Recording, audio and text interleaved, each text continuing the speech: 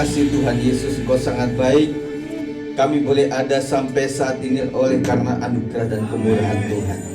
Ajarkan kami untuk mengikut Yesus sampai kapanpun, sampai maut membuat kami Tuhan, sampai maut kami tetap setia kepada Tuhan. Ajarkan kami Tuhan untuk taat kepada firman Tuhan, menjaga hati dengan baik, supaya kesetiaan kami boleh terjaga oleh karena kami bisa taat dan setia kepada Tuhan. Terima kasih urapi hambamu ini untuk menyampaikan dengan baik dan benar, supaya setiap kami boleh diberkati olehnya. Roh jahat yang mengganggu dan sering mengganggu pikiran kami usirkan, kami patahkan di dalam nama Yesus Kristus. Kami percaya Tuhan masih bekerja dan terus bekerja atas kami. Dalam nama Yesus kami siap untuk melakukannya. Haleluya, amin. Silakan Bapak Saudara sekalian duduk. Puji Tuhan saudara sekalian, terima kasih untuk tim pujian yang luar biasa. Kita mensyukuri untuk anugerah Tuhan. Hari ini kita berbahagia, amin. Dan juga kita bersyukur Ibu Tineke pas hari ini ulang tahun. Haleluya. Happy birthday ya Bu. Secara pribadi saya sudah sampaikan tadi. Puji Tuhan Bu ya. Dan setiap kita juga boleh ada dalam anugerah Tuhan. Amin. Nah saudara sekalian, saya akan berbicara mengenai hidup maksimal dan berdampak. Nah dikatakan dalam apa arti hidup ini saudara? Ada satu pujian lama yang mengatakan, apa artinya hidup ini tanpa Yesus kau miliki? Apa arti kekayaan ini tanpa Yesus kau miliki? Bila saatnya telah tiba, kita dipanggil olehnya, maka semua yang kita miliki takkan berarti lagi. Maka semua yang kita miliki takkan berarti lagi.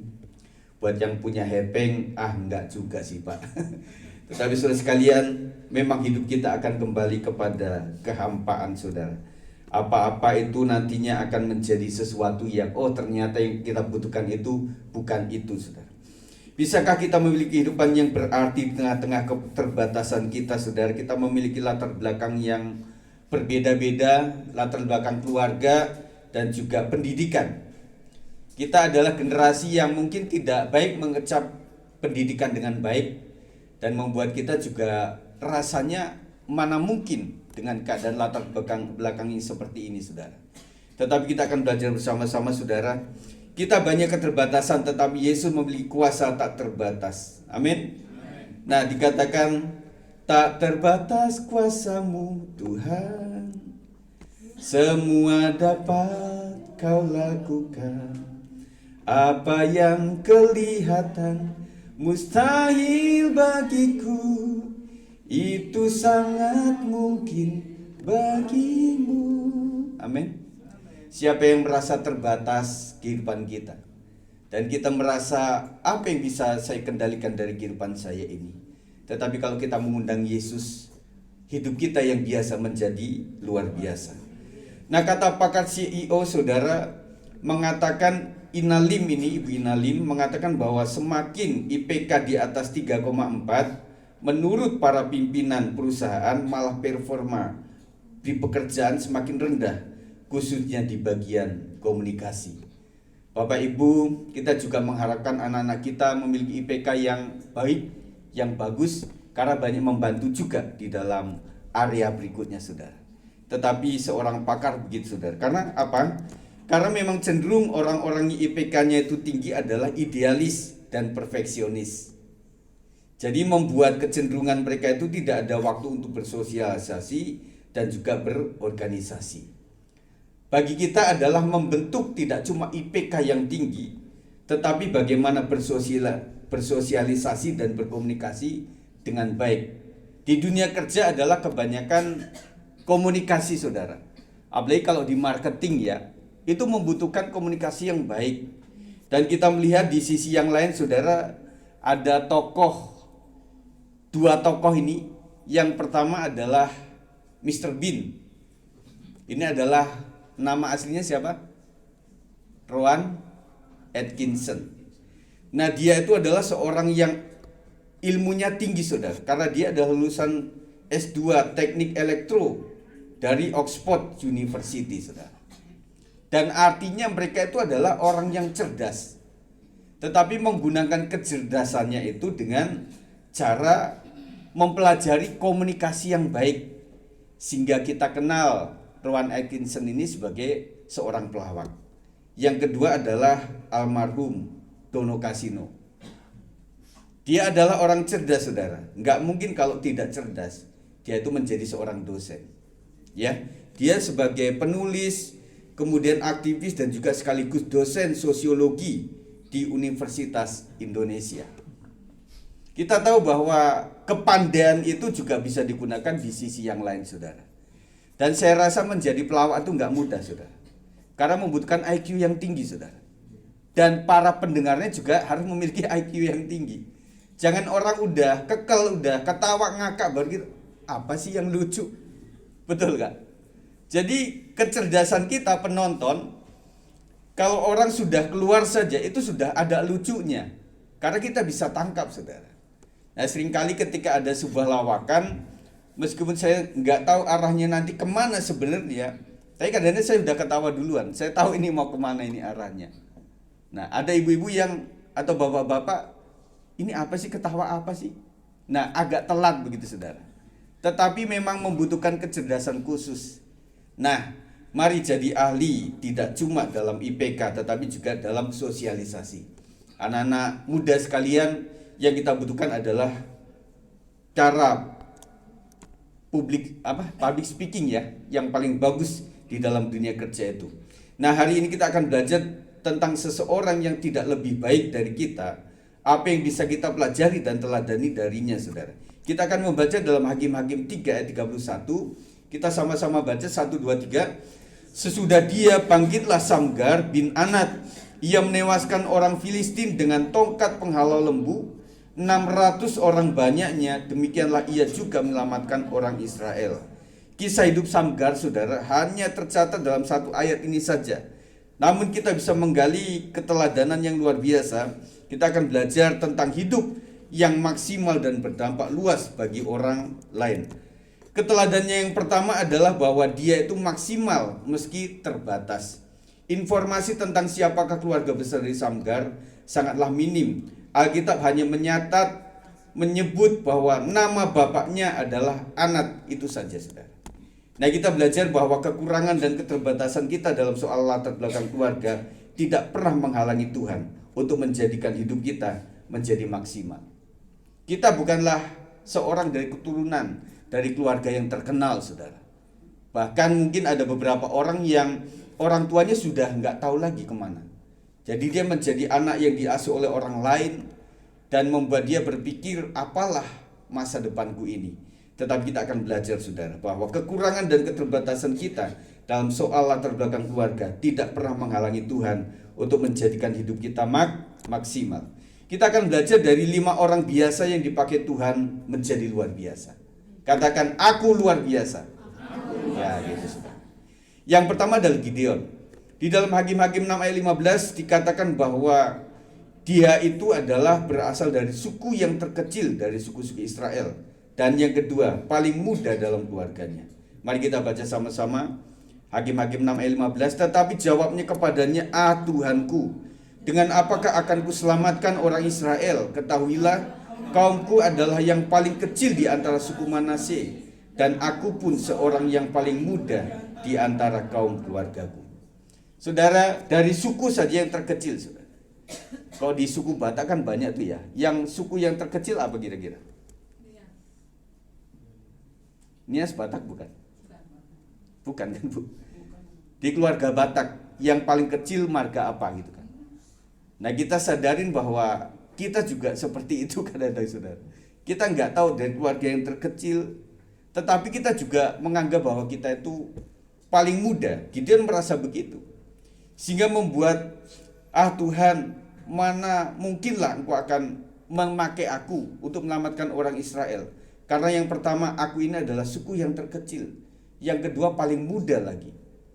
Tetapi Tuhan melakukan seleksi dari 22.000 rakyat yang waktu itu diundang untuk ikut berperang.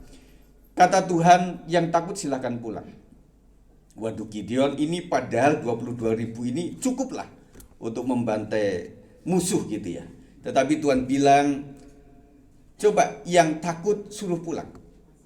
Ya. Nah, kemudian ada beberapa negara yang sekarang ini masih mengadakan satu wajib militer. Ada Korea salah satunya ya, Jepang kemudian ya. Dan kemudian orang berpikir bagaimana ya caranya anak-anak muda bisa ikut berperang atau latihan berperang. Nah, waktu itu yang takut silahkan untuk pulang. Kemudian yang tinggal itu dari 22.000 tinggal 10.000. Berarti yang pulang berapa? 21.000. Bukan, 12.000. Nah, salah lagi. Jadi 12.000 mereka pulang, saudara. Yang tinggal 10.000. Gideon berpikir, lumayanlah 10.000 untuk membantai musuh kita. Tetapi Tuhan bilang lagi, dari 10.000 orang itu silahkan suruh minum mereka. Jadi cara mereka minum diukur. Ada yang jongkok, ada juga yang minum pakai menghirup begitu, saudara. Akhirnya yang terpilih adalah cuma 300 orang. Dan Hakim-Hakim 7 ayat 7 mengatakan, lalu berfirmanlah Tuhan kepada Gideon, dengan ke-300 orang yang menghirup itu akan kuselamatkan kamu. Aku akan menyerahkan orang Midian ke dalam tanganmu, tetapi yang lain dari rakyat itu semuanya boleh pergi masing-masing ke tempat kediamannya. Saudara bayangkan, dari 300 orang Gideon itu yang terdiri dari petani dan gembala menghadapi 135.000 tentara Midian. Jadi 300 banding 135.000. Kita berpikir, saudara sekalian, ini adalah sebuah tantangan buat kita sekalian, bagaimana menggunakan yang minim menjadi maksimal. Kita harus undang Tuhan Yesus Kristus. Biaya hidup kita, biaya pendidikan kita, biaya kesehatan juga menjadi pemikiran yang luar biasa hari-hari ini. Kita hanya mengundang Tuhan saja. Tuhan hadirlah dalam keluargaku, dalam usahaku, supaya betul-betul Tuhan bekerja dengan yang minim ini. Tuhan melakukan yang dahsyat. Karena Gideon taat dan Tuhan memberi kemenangan. Yang kedua adalah Daud. Dia adalah seorang pezina dan pembunuh, namun Allah memulihkan Raja Daud setelah dia mengungkapkan doa pertobatannya. Kasihanilah aku ya Allah, menurut kasih setiamu. Hapuskanlah pelanggaranku menurut rahmatmu yang besar. Bersihkanlah aku seluruhnya dari kesalahanku, dan tahirkanlah aku dari dosaku. Daud itu adalah sahabat Allah. Bang Oto tadi bilang, keadaan Daud enggak baik-baik saja. Keadaannya begitu kayak sinetron, saudara. Tetapi banyak pemazmur yang muncul daripada kesedihan. Dan kalau orang ditanya, para pengarang cerita, pengarang lagu, termasuk pengarang buku-buku itu adalah mereka bisa begitu sangat produktif ketika mereka menghadapi masalah mereka. Jadi Raja Daud bisa mengungkapkan, kita sedang belajar tentang Mazmur tuh. Nah, kita baca, kita dengarkan di situ. Tetapi Raja Daud luar biasanya itu ketika dia banyak salah di hadapan Tuhan, tetapi dia tetap minta ampun kepada Tuhan. Itu hebatnya, saudara. Daud yang dulunya hanyalah seorang gembala dan yang rendah hati, tapi kemudian diangkat Allah menjadi raja atas Israel. Jadi dari gembala domba sampai kepada menggembalakan rakyat Israel. Latar belakang seperti itu. Saya juga berpikir kadang-kadang latar belakang juga mempengaruhi untuk kedepannya kita mau dijadikan apa, saudara. Dan ada beberapa orang, kaum yang dipanggil Tuhan untuk hal-hal profetik. Contohnya adalah orang-orang India. Mereka banyak nabi-nabi yang keluar dari mereka itu. Dan kemudian kita berpikir, kenapa orang India ya yang tahu gitu, kayak punya indera keenam begitu. Nah, ada beberapa orang yang mengatakan bahwa mereka punya latar belakang seperti itu, yang sangat akrab dengan roh-roh seperti itu. Ketika mereka diangkat Tuhan, maka untuk menunjukkan sesuatu itu mereka lebih paham, lebih fasih, saudara. Nah, kita punya latar belakang seperti apa, saudara? Karena akan jadikan sesuatu. Penjala ikan menjadi penjala jiwa. Nah, kita akan belajar di sini, saudara. Kemudian yang ketiga adalah Musa. Musa yang harus menjalani hidup berkelana selama 40 tahun di padang gurun setelah membunuh seorang warga Mesir dan seorang gembala. Musa ini juga bukan ahli komunikasi, saudara. Seperti apa yang dia katakan dalam Keluaran 4:10, lalu kata Musa kepada Tuhan, Tuhan, aku ini tidak pandai bicara, dahulu pun tidak, dan sejak engkau berfirman kepada hambamu pun tidak, sebab aku berat mulut dan berat lidah. Lihat seorang Musa, dia susah untuk ngomong, tetapi Tuhan pakai luar biasa untuk menjadikan bangsa Israel bisa keluar dari tanah Mesir, tanah perbudakan. Ini adalah anugerah Tuhan. Tuhan memilih Musa, meskipun dia tahu bahwa Musa tidak memiliki kemampuan untuk menjalankan perintah seperti yang disuruhkan kepadanya. Tuhan sudah bisa mengukur, saudara, bahwa Musa juga sebenarnya nggak pasif-pasif banget, nggak bisa-bisa banget. Tetapi kalau Tuhan sudah memilih, Tuhan akan kasih karuniakan kelebihan kepada dia setelahnya. Tuhan memilih Musa meskipun dia tahu bahwa Musa tidak memiliki kemampuan untuk menjalankan perintah itu, saudara. Dari latar belakang pembunuh, lalu melarikan diri, kemudian kembali ke Mesir, dan dipilih oleh Allah untuk memimpin bangsa Israel keluar dari tanah perbudakan. Nah, saudara, bagi Tuhan itu yang penting bukanlah alasan, tetapi ketaatan. Saudara, kalau kita bicara mengenai alasan itu 1001 kita bisa ungkapkan, saudara. Tetapi buat orang yang penting itu adalah ketaatan, saudara. Kita berbicara, berkegiatan, kita berbicara untuk berdoa, membaca firman Tuhan, kita susah untuk melakukan itu. Tetapi buat orang yang bisa melakukan karena dia berusaha taat saja, seperti Musa. Yang keempat adalah Rasul Paulus, Saulus, yang artinya adalah perusak, penganiaya umat Tuhan, hingga pada suatu hari saat dia tengah dalam perjalanan menuju Damsyik untuk menganiaya umat Tuhan, di sana tiba-tiba cahaya memancar dari langit mengelilingi dia. Matanya dibutakan dan akhirnya melihat kembali. Kisah 9 ayat 1-6 kita baca. Sementara itu berkobar-kobar hati Saulus untuk mengancam dan membunuh murid-murid Tuhan. Ia menghadap imam besar dan meminta surat kuasa daripadanya untuk dibawa kepada majelis-majelis Yahudi di Damsyik, supaya jika ia menemukan laki-laki atau perempuan yang mengikuti jalan Tuhan, ia menangkap mereka dan membawa mereka ke Yerusalem. Dalam perjalanan ke Damsyik, ketika ia sudah dekat kota itu, tiba-tiba cahaya memancar dari langit mengelilingi dia.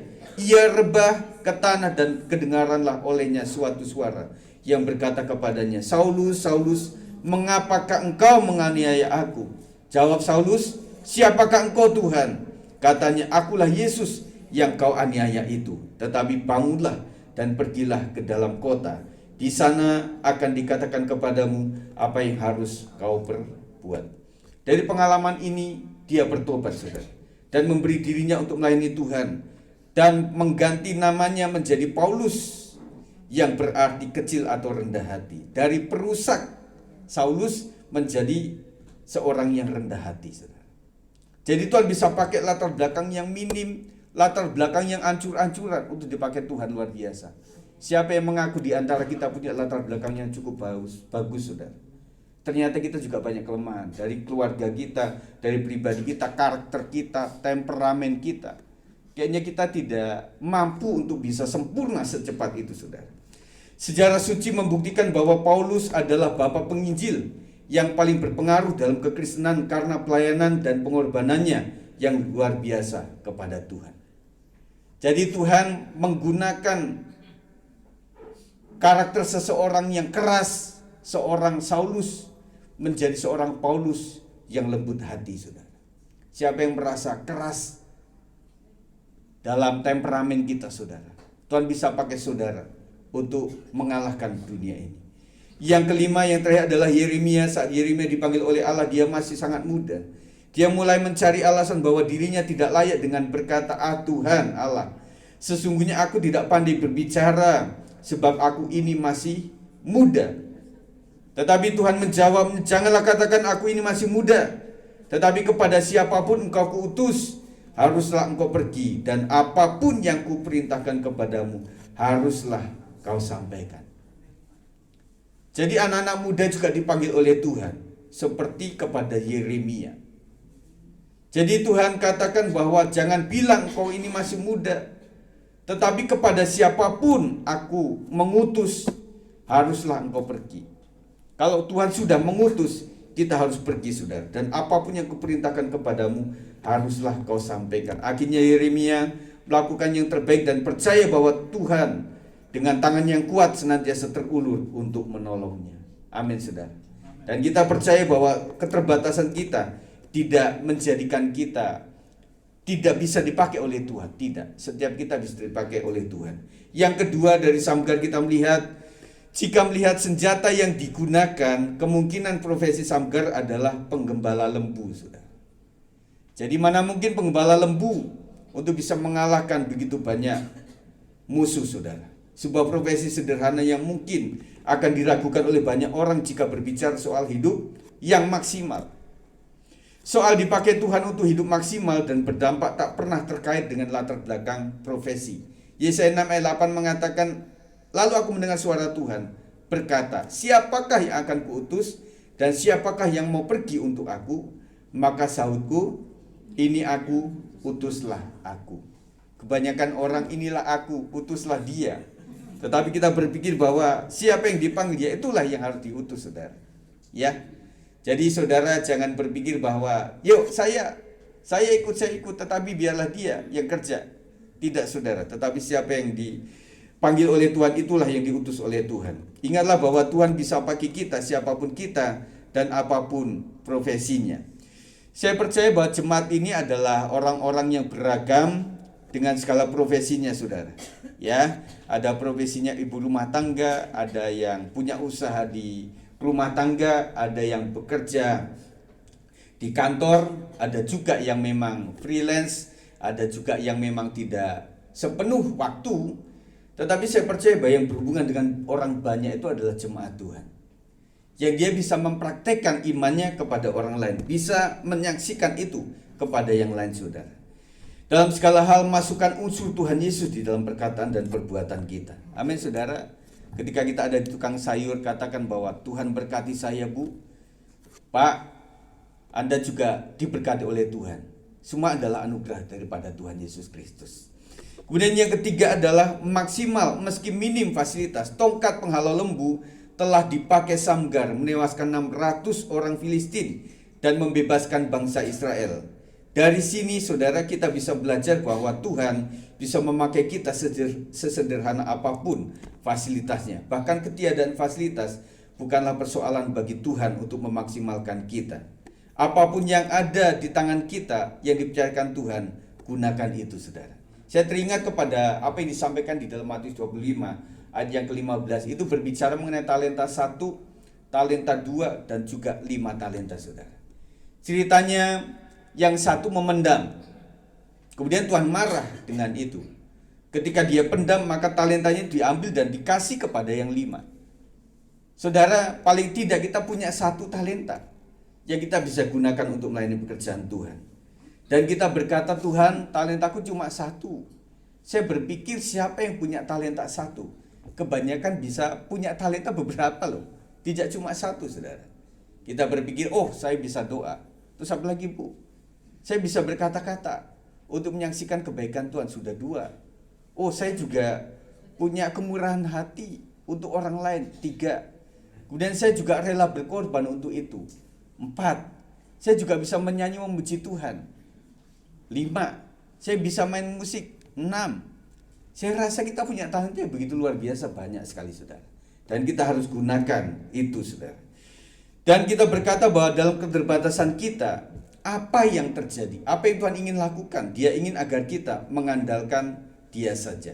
Ada satu lagu, satu-satunya yang ku andalkan, satu-satunya yang ku percaya.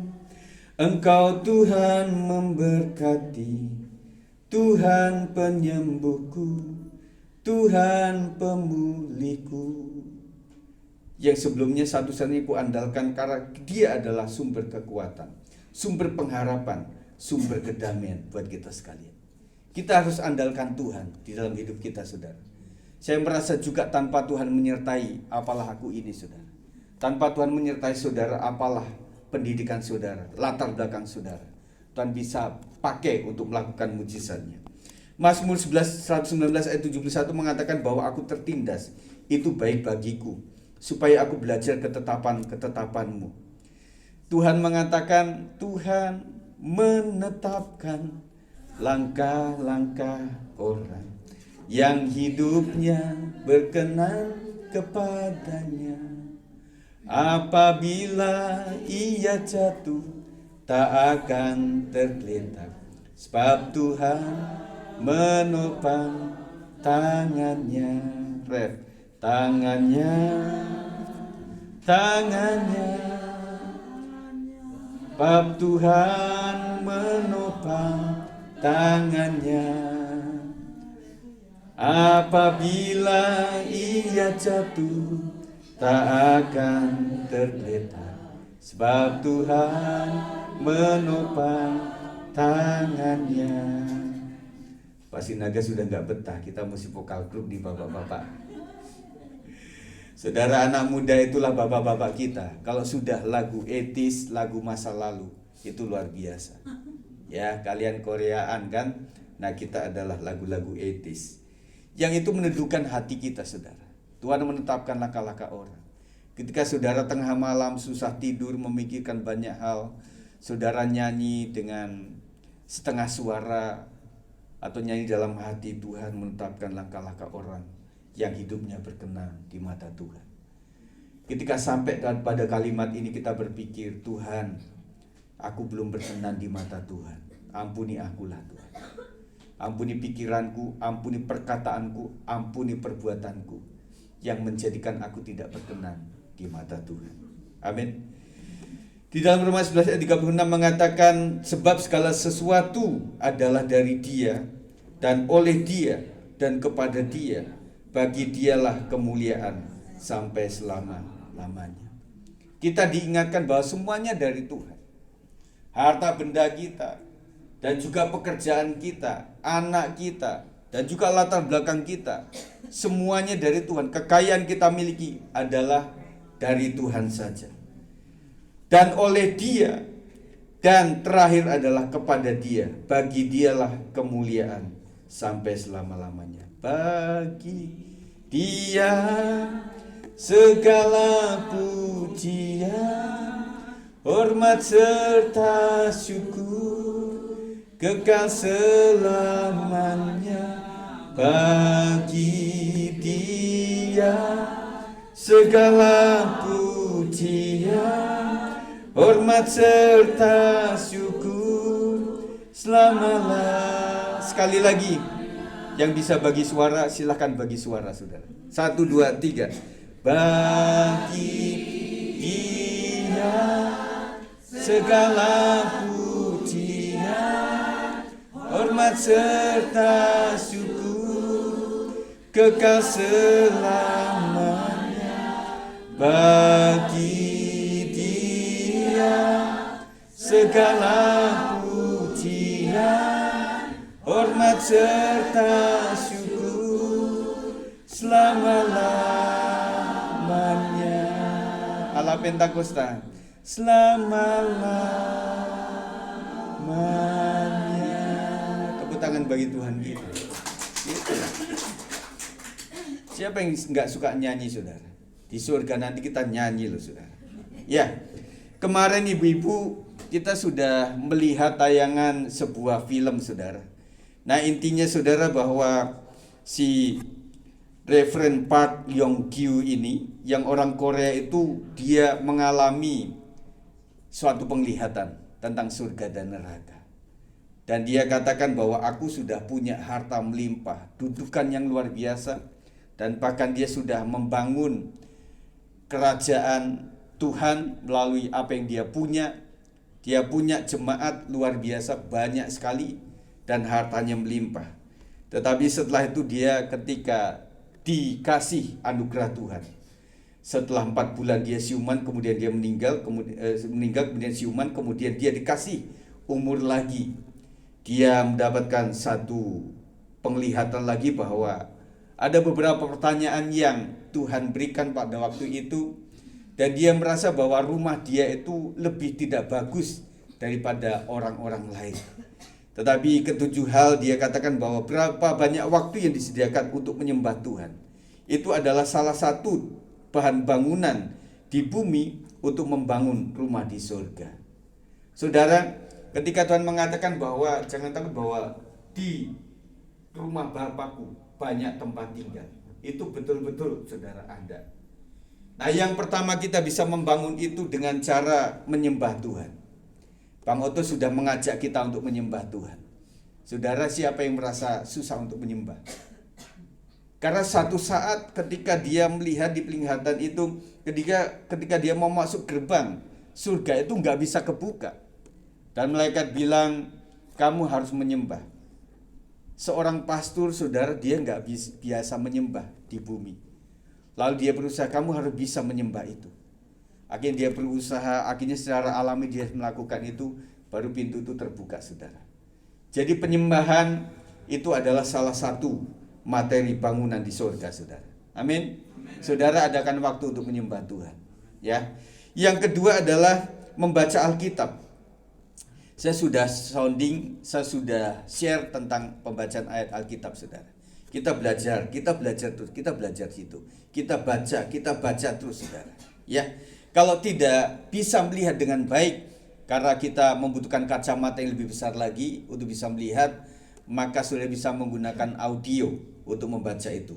Yang ketiga adalah untuk berdoa. Saudara, kita mesti perbanyak waktu kita untuk berdoa kepada Tuhan. Amin. Jadi tidak cuma berdoa untuk mau makan selesai. Tetapi kita ada doa khusus di mana kita ada interaksi sama Tuhan. Kalau selama ini kita hanya bicara dan Tuhan suruh mendengarkan kita. Tetapi kita bisa berdoa dengan cara kita berdoa sambil ada sela, kita minta inspirasi daripada Tuhan. Tuhan, berbicara kepadaku, apa yang kau sampaikan. Itu adalah doa yang benar. Komunikasi, saudara. Jadi komunikasi itu adalah seperti sharing dengan Tuhan. Kita komunikasi dengan Tuhan. Kalau seperti khotbah kan monolog, saudara. Saudara hal yang mendengar. Nah, saya bicara sampai selesai.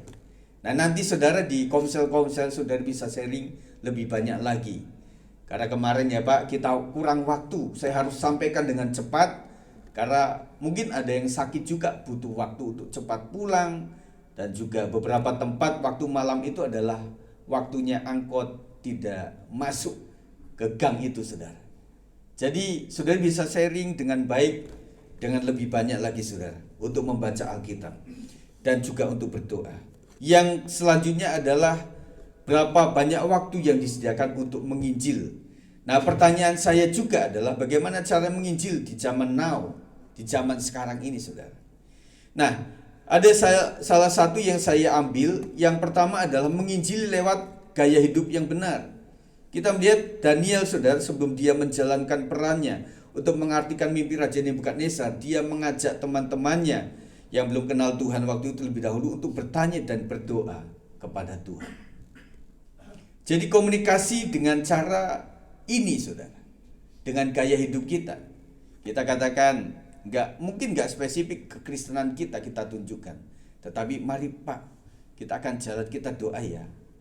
Saya akan berdoa, kemudian mengajak yang lain untuk berdoa. Itu adalah cara yang efektif, menunjukkan gaya hidup kita sebagai orang yang benar. Yang kedua adalah perkatakan firman dan kebenaran tidak peduli apapun situasinya. 2 Timotius 4 ayat 2 mengatakan, beritakanlah firman, siap sedialah baik atau tidak baik waktunya. Nyatakanlah apa yang salah, tegurlah dan nasihatilah dengan segala kesabaran dan pengajaran. Kita harus perkatakan firman dan kebenaran tidak peduli situasi apapun juga. Saudara, ketika menghadapi susah, saudara mesti hafal ayat firman Tuhan. Dan itu menguatkan setiap kita dan juga orang lain. Yang selanjutnya, tidak cukup hanya memberitakan firman Allah, tetapi juga kamu harus berdoa untuk mereka. Kita punya orang-orang di keluarga besar kita yang belum menerima keselamatan, yang atau mereka sudah Kristen tetapi sudah terhilang lama. Kita doa dan sebutkan namanya itu, saudara. Saya menyerahkan untuk Abdullah, saya menyerahkan untuk siapa begitu. Saya menyerahkan Timotius, Tuhan, yang sudah terhilang dari Tuhan, yang sudah lama sekali. Kita doakan itu, saudara. Setiap menjelang kegiatan saya mendoakan jemaat-jemaat. Dan saudara harus melakukan itu, saudara. Jadi tidak cuma nanti bagaimana, tetapi selalu diawali dengan mendoakan mereka. Dan kemarin kita di Komsel sepakat untuk segera melaunching lagi untuk doa keliling, saudara. Doa keliling. Bisa pakai mobil, itu bisa pakai gitar, bisa community begitu, saudara. Tetapi banyak gang-gang yang kadang-kadang membutuhkan motor juga. Dan kita lakukan itu Tuhan. Sebelum saya melakukan itu, saya doakan dalam nama Yesus. Waktu itu asik saudara. Jadi tentunya doanya sambil melek. Ketemu warteg, saya doakan warteg. Ketemu kantor pos, kita doakan kantor pos. Ketemu ini. Dan waktu itu kita juga merasa bahwa ada jalan-jalan tertentu, gang-gang tertentu. Itu seperti auranya beda.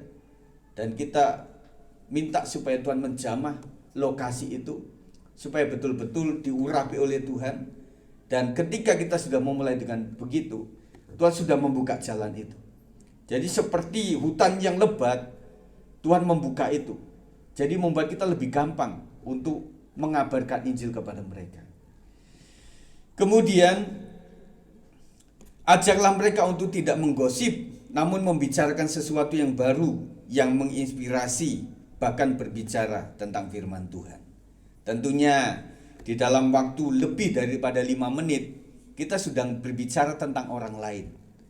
Ya saudara, kita pasti bicara tentang orang lain. Kita bicara tentang IKN, kita bisa bicara tentang Jokowi, kita bisa bicara tentang wali kota Depok, kita bisa bicara apapun itu. Tetapi masukkan bahwa kita harus berbicara yang agak lain, yang agak beda. Nuansanya adalah tentang firman Tuhan, tentang kebenaran firman Tuhan. Jangan kita ikut-ikutan saudara. Ketika orang berbicara tentang kejelekan atau apa, janganlah namanya pemimpin kita itu tidak terpilih dengan begitu saja. Pasti oleh karena izin dan anugerah Tuhan.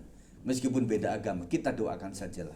Kayak misalkan, nah setiap doa malam kita kan doakan itu ya. Kota Depok juga kita serahkan di dalam tangan Tuhan. Saudara ada kritik tentang apa-apa, kita doakan saja. Tuhan menyerahkan Margonda ke dalam tangan Tuhan, supaya tidak aliran air itu supaya tidak mengendap di situ. Menyerahkan jalan ini, jalan Pitara, menyerahkan jalan Sawangan, menyerahkan Pasir Putih Tuhan, dan juga menyerahkan untuk Tanah Merah, kami serahkan dalam tangan Tuhan. Apapun itu saudara, yang saudara anggap menjadi basis-basis daripada kuasa gelap ada di situ, kita doakan kepada mereka itu supaya Tuhan bekerja. Nah, suatu saat saya lewat jalan Tanah Merah, saya bilang ke salah satu bapak, "Pak, kita bisa loh Pak, ada di itu kan ada warung-warung di situ, kita kumpul di situ." "Oh jangan Pak, itu tempat yang agak beda Pak." Nah kita doakan melalui begitu saudara. Siapa yang menjelang ke seni atau aktivitas saudara melewati jalan-jalan yang protokol seperti itu, saudara sampai kepada Bu Femi ya, itu kan luar biasa itu jalan-jalan yang banyak sekali lah yang kita lewati di situ. Kita doakan terus ya. Jadi nggak cuma diem di motor, tetapi sudah doakan dalam nama Yesus. Pak Gembala sudah arahkan itu dalam nama Yesus. Tuhan menyerahkan jalan ini supaya tidak ada perampokan, tidak ada begal, tidak ada kecelakaan. Kita serahkan dalam tangan Tuhan dan itu akan menjamah luar biasa. Kemudian saudara sekalian yang kelima, dari 7 bahan tadi adalah berapa banyak uang yang diberikan sebagai persembahan atau kolekte saudara. Setiap gereja tentunya ada persembahan kolekte yang kita kasih kepada Tuhan. Yang selanjutnya yang keenam adalah berapa banyak persentase uang yang diberikan sebagai persepuluhan. Yang benar saudara. Nah kadang-kadang orang kan memberikan ini kan tidak persis. Kadang-kadang orang itu kayak seperti nggak menghitung. Jadi pokoknya setiap dia udahlah 500.000 aja tiap bulan. Jadi nggak tahu persis bagaimana. Ada cara menghitungnya saudara. Dan bahkan dari anak-anak pun itu daripada neneknya yang kasih uang, itu sudah masuk kepada dihitung 10%-nya berapa. Ada orang tua juga yang kasih kepada anaknya, "Nak, aku kasih ini, tetapi yang 10% mama udah potong ya. Ini kasih di toples supaya nanti kamu bisa kasih itu kepada Tuhan." Yang selanjutnya yang ketujuh adalah berapa banyak waktu yang diberikan untuk melakukan pelayanan apapun atau lainnya, saudara. Saya juga merasa ini adalah menjadi perenungan bagi diri saya juga. Oh iya ya, ternyata itulah bahan-bahan bangunan di surga yang kita harus lakukan saat-saat ini, saudara. Setuju saudara? Saudara belajar terus. Tuhan tolong saya supaya bisa menyembah Tuhan dengan baik. Tolong saya Tuhan supaya bisa membaca Alkitab dengan baik, bisa berdoa, bisa menginjil, dan juga bisa memberikan persembahan, kolekte, persembahan persepuluhan, dan juga persembahan yang lainnya, melakukan pelayanan apapun yang bisa saya lakukan untuk pekerjaan Tuhan. Amin saudara. Nah kalau Pastor Pak ini dia dikasih kesempatan mati, habis itu hidup lagi saudara. Jadi saudara coba-coba, Tuhan panggil saya, habis itu nggak balik-balik lagi saudara. Bahaya itu. Nah kalau saya mengalami ibu kandung saya waktu meninggal itu, saya masih SMP kelas 1-2 lah kira-kira begitu ya. Nah dia sempat mencoba waktu itu. Sama bapak saya bilang, Pak, aku tak mati sedelo ya. Kalau bisa mati sejenak itu enak saudara. Kemudian ibu kandung saya juga akhirnya merem. Bapakku nungguin aja. Akhirnya melek lagi. Tuh dia bilang, wah benar itu. Jadi apa yang tertulis di Alkitab itu persis yang saya lihat, ada malaikat turun naik begitu ya. Nah habis itu dia merem lagi, nggak kembali saudara. Selama-lamanya saudara. Nah waktu itu saya masih kecil, saya ada di sebuah tontonan begitu ya. Nah akhirnya si Pak Lek saya itu datengin saya. Saya udah ngerasa pasti ada sesuatu lah. Waktu itu saya nggak bisa nangis saudara, karena tangisan saya habis sebelum ibu saya meninggal. Nah puji Tuhan kau bisa ngalamin seperti itu, ngalamin mimpi seperti itu. Nah kita bersyukur kita tidak seperti Pastor Pak, yang kita itu hanya mendengar atau menyaksikan yang sudah terjadi. Tidak mesti kita ngalamin sendiri. Jadi kita berpikir, oh itu ya. Di dalam tontonan itu tidak semuanya persis saudara. Yang ditayangkan itu tentunya ngambil gambar dan kemudian potongan-potongan video itu yang tidak seperti itu. Intinya adalah bangunan yang seperti itu, digambarkan seperti itu. Terus kemudian ada beberapa yang asli yang dia tayangkan itu. Tetapi intinya saudara bahwa sejauh indahnya surga yang ditayangkan itu lebih indah lagi. Sejauh mana ngerinya neraka yang ditayangkan itu lebih ngeri aslinya saudara. Ya. Dan itu gambaran saudara, itu nubuatan saudara. Karena neraka yang asli sama surga yang asli itu belum terjadi sekarang ini. Itu baru gambaran saja saudara. Mari pemain musik segera ke depan. Jadi sebagai penutup saudara, milikilah hidup yang maksimal dan berdampak. Dengan yang pertama, tidak fokus kepada keterbatasan kita, tetapi maksimalkan itu bersama Tuhan. Saudara merasa saya ini adalah seorang ibu yang tidak bisa ngomong, yang tidak bisa nyanyi, yang tidak bisa melakukan doa-doa yang baik. Saya hanya bisa doa sejauh pribadi saja. Saudara bilang kepada Tuhan, Tuhan, aku malu kalau doa di depan orang lain. Saudara doa di kamar saudara, mendoakan hamba Tuhan, mendoakan gembala, mendoakan pelayanan hari ini saudara. Apakah saudara pernah ketika hari Jumat atau Sabtu itu saudara tunduk di hadapan Tuhan? Saudara ada jadwal itu, Tuhan saya mendoakan untuk para pelayan ini, untuk WL singer, untuk dancer, untuk para pemain musik, Tuhan urapi, Tuhan jamah luar biasa. Tuhan jamah untuk pemberitaan firman Tuhan, yang asyir, yang kolektan, saudara doakan kepada Tuhan. Karena juga pelayanan itu adalah perjuangan. Pelayanan gak hal yang gampang saudara. Pelayanan itu sedang berperang dengan kuasa gelap saudara. Dan itu membutuhkan covering daripada saudara. Saudara doakan itu. Ketika mau WPI, saudara kan ada jadwal itu. Saya mendoakan ini saudara, ibu ini sampai kepada pembicaranya, kami serahkan dalam tangan Tuhan. Tuhan memberkati. Kan ini ada pertemuan youth, siapa aja yang akan bertugas kami serahkan semuanya dalam tangan Tuhan. Ada profesi dan kemudian ada pertemuan pengenalan, kita doakan kepada Tuhan. Supaya apa? Supaya mereka maksimal bersama Tuhan. Yang kedua, tidak pasrah kepada kesederhanaan kita, tetapi gunakan itu bersama kekuatan Tuhan. Kita sederhana saudara, dan kita bisa apa-apa itu karena anugerah Tuhan saja. Dan kita merasa saya bukanlah apa-apa Tuhan. Dan bila aku semakin kurang, tetapi Tuhan semakin bertambah-tambah. Amin.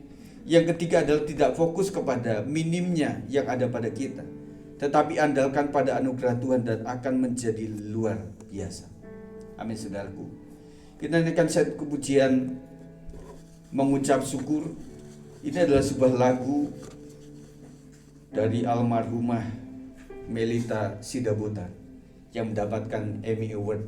Salah satunya adalah lagu ini saudara. Kita akan naikkan pujian ini. Hari yang ku jalani, ku selalu rasakan kasih-Mu. Ku bersyukur atas kebaikan-Mu. Engkaulah Yesus Tuhanku. Semua ini untuk membentukku supaya ku hidup sesuai kehendak-Mu. Penyertaan-Mu selalu ku rasakan, Kau tak pernah tinggalkan. Kita ulangi dari awal. Mari yang wanita, hari-hari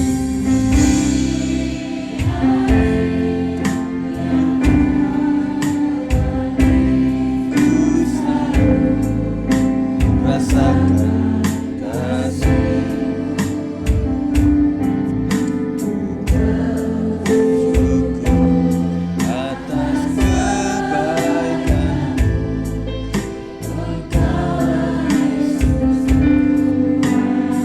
Mari yang mulia, semua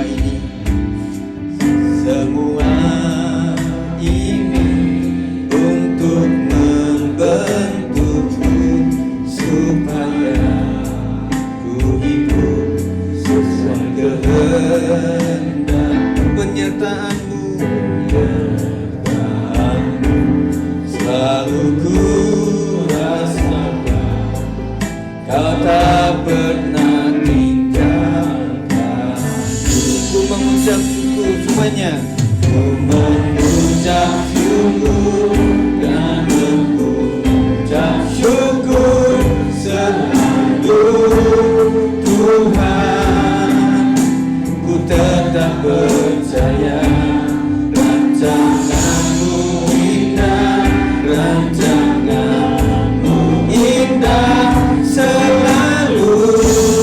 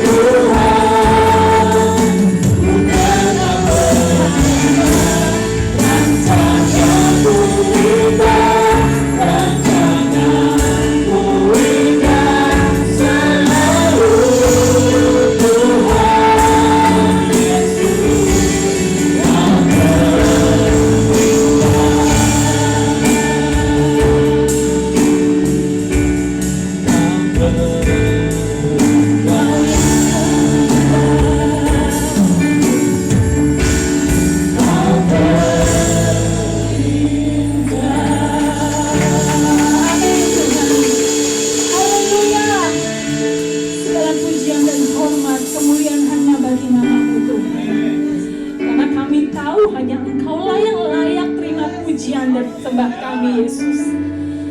Terima kasih Tuhan. Terima kasih untuk firman-Mu pada hari ini yang menjadi rema dalam hati kami Tuhan. Bertumbuh, berbuah dan berakar Tuhan. Sehingga bukan hanya kami yang menikmati firman-Mu Tuhan, tetapi biarlah Tuhan kami menjadi saksi atas firman-Mu Tuhan. Dan orang-orang di luar sana yang belum percaya Engkau boleh melihatnya dalam kehidupan kami Tuhan. Terima kasih Tuhan. Terima kasih Bapa. Ketika kami tidak memiliki apa-apa Tuhan, karena kami tahu dengan keterbatasan kami, Engkaulah yang layak kami andalkan Tuhan. Karena ketika kami mengandalkan Engkau, tidak ada kekecewaan di sana Tuhan. Kami tahu Tuhan, kami mengandalkan Engkau dengan sepenuh hati kami Tuhan. Dalam setiap hari-hari kami, dalam setiap kehidupan kami Tuhan. Tidak ada lagi yang bisa kami andalkan selain Engkau Tuhan. Terima kasih Tuhan ketika kami boleh melewati setiap proses kehidupan kami.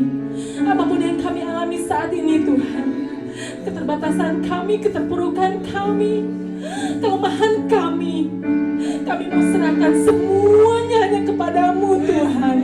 Kau yang pakai setiap kami sehingga kami boleh maksimal di dalam Engkau Bapa. Bapa yang baik, Bapa yang penuh kasih. Ajar setiap kami Tuhan untuk selalu dewasa rohani, untuk selalu mengandalkan Engkau. Kadang mata jasmani kami melihat hal yang tidak mungkin Tuhan, tetapi ketika kami memandang kepada kekuasaan Tuhan, tidak ada yang mustahil Tuhan. Karena itu kami percaya Bapa, kami percaya Tuhan. Apapun yang kami alami, asalkan bersamamu, kami tidak akan goyah Tuhan. Oh Yesus, Kau luar biasa. Kami bersyukur ketika kami boleh mengalami Engkau dalam setiap hidup kami Tuhan. Tidak ada Allah yang seperti-Mu Tuhan. Kau yang begitu dekat dengan kami umat-Mu Tuhan. Kau yang begitu mengasihi setiap kami Tuhan. Ajar kami menyadari Bapa bahwa Engkau Allah yang begitu mengasihi setiap kami Tuhan. Sehingga apapun yang kami alami dan lewati hari lepas hari, hanya ucapan syukur yang boleh kami lantunkan Tuhan. Kami mau belajar bersyukur dalam setiap hal Tuhan. Bukan hanya ketika keadaan baik-baik saja Bapa, tetapi kami mau bersyukur ketika keadaan semua semrawut Bapa. Tapi kami percaya Engkaulah Allah yang membela kami Tuhan. Terima kasih Tuhan, terima kasih Yesus. Terima kasih untuk firman-Mu yang luar biasa Bapa. Dengan keterbatasan yang kami punya, kami mau belajar rendah hati Tuhan. Tidak ada yang bisa kami sombongkan Tuhan. Karena semua itu hanya kebaikan dan anugerah-Mu dalam hidup kami Bapa. Terima kasih Tuhan Yesus, terima kasih.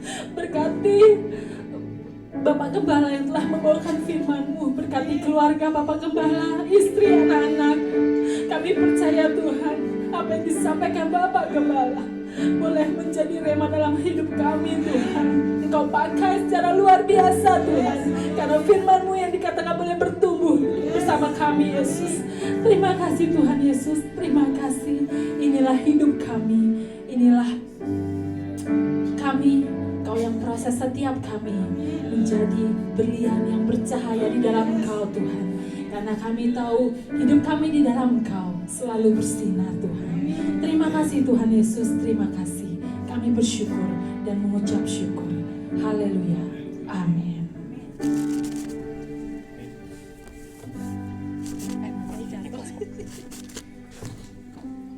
Jangan Bapak bersembah.